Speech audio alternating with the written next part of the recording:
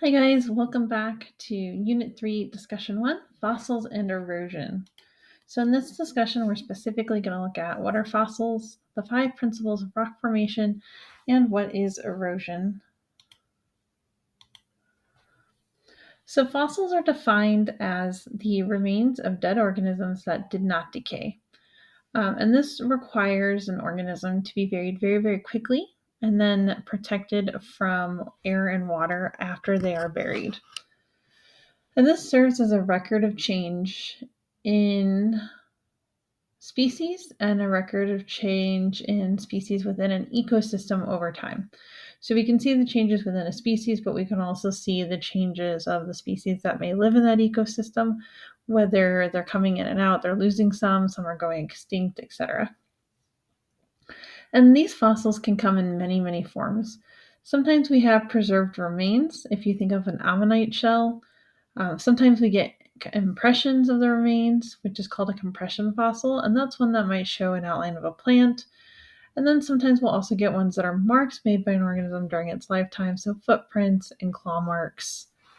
But again, it does require that these surfaces be buried and then remain buried, which is why the record isn't always super complete.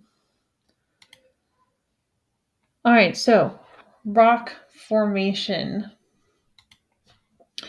We are going to talk about 5 principles of rock formation. And these principles are going to seem very simple and fundamental, and you're probably going to feel like we're stating the obvious, but there is a reason for it. So the first principle is the principle of superposition. And this says that in an otherwise undisturbed strata, so those are rock layers, the oldest is on the bottom and the youngest or newest is on top. Keep in mind here, they are very careful with their words, otherwise undisturbed. So this is a rock that has been able to layer and layer and layer and build with no other form of activity. So no earthquakes, no volcanoes, or other things that would disturb that natural process. Our second principle is the principle of original horizontality. And that literally just says that the strata are always laid down horizontally due to gravity. So remember, gravity is always pushing down, so it's always going to want to lay flat across. Next of the 5 principles is the principle of lateral continuity. And what this means is that within a basin where these strata are formed, it will extend out in all directions until they thin. So whether you go to the left or the right, you'll still see these layers being formed of the same material and the same thickness until they finally taper to the ends at the very, very, very end as the material thins out. Then we have the principle of cross-cutting relationships. This states that events that cause strata to be disturbed, like volcanic intrusions or faults, are younger than the rocks they cut across. You can see a little bit in the picture here.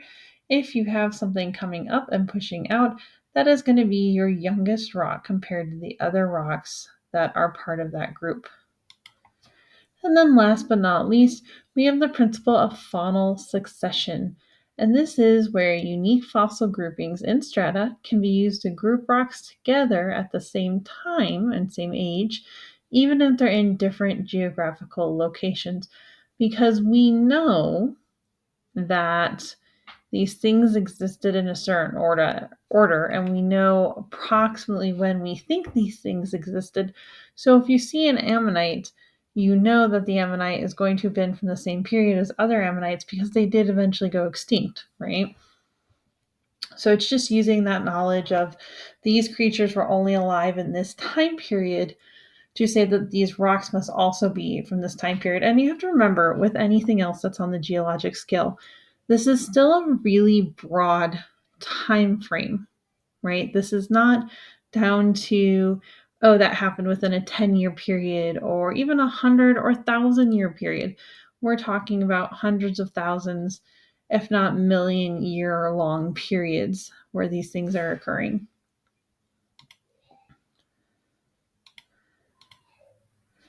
All right, so why do we need to state all this? It seems kind of, common sense, right?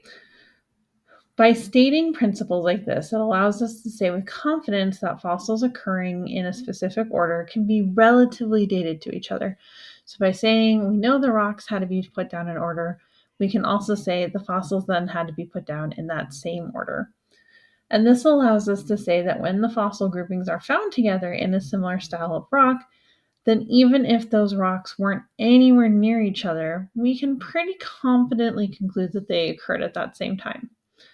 And being able to do this allows you to expand your relative dating by adding new layers at different locations. So instead of only having maybe the 50 to 70 layers at one location, maybe you've got a matching strata that you can go over to this other location that has 100 layers in a different direction. And it just lets you keep building that record out further and further. All right, now we're going to pivot again. And I know, guys, this is a lot of like this, then that. And so just stay with me. We're almost to the end. We're going to pivot to erosion. So erosion is caused by water, can be snow, ice, or even just liquid. And this is what happens when rock or soil is removed from the land. And this can occur anywhere that rock meets soil. So erosion is just where it wears away at the soil and the earth and kind of pulls that rock off. So how is the Earth's surface shaped? Well, we talked about erosion, but there are actually a lot of other factors that go into it, and those factors tend to fall under two types. You can have constructive factors, which will build surfaces, and destructive factors, which will break surfaces. So construct to build, destruct to break or destroy, right? So we're going to talk about 6 general factors. We're talking about weathering, tectonic activity, sediment deposition, mass wasting, volcanic activity, and then we'll come back around again and add a little more to erosion. So weathering breaks down rocks into finer particles. It is destructive, remember, because it's breaking, and it comes in 3 types. You can have physical weathering, which is caused by changes in heat, pressure, or just water rubbing away at things.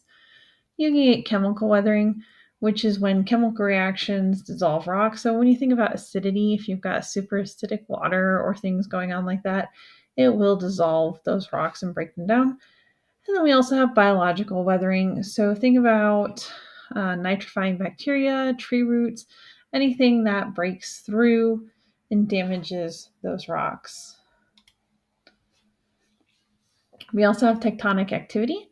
This can be constructive, but can also be destructive. So it's constructive when the plates are pushing crust up to form new land, and this is typically what we see. But when we do have fault lines drop down, we can also have destructive with the tectonic activity. Next, after that, is sediment deposition. And this is constructive. So sediment deposition is just sediment being deposited or added into the land. So sediments from erosion or in the water will get dropped onto new locations, which can then form new land. So think of like Mesopotamia, think of the Nile with water bringing in rich soil, things like that. From there, we have mass wasting, and this is definitely destructive. This is large movements of rocks and materials, like in landslides and rock slides. Volcanic activity is considered constructive. Lava and ash from the volcanoes will often lead to new land being formed and new layers being put down, as much as it is very dangerous to things that are already living in that area. So keep in mind when you think about volcanic activity, don't think about the damage it causes, think about whether or not land is being added. And then like I said, we're looping back to erosion here. This is destructive, and this is wind, water, and glaciers wearing away at those land formations. All right, so in class, we will talk more in depth about weathering, erosion, and these structures together. Thanks, guys.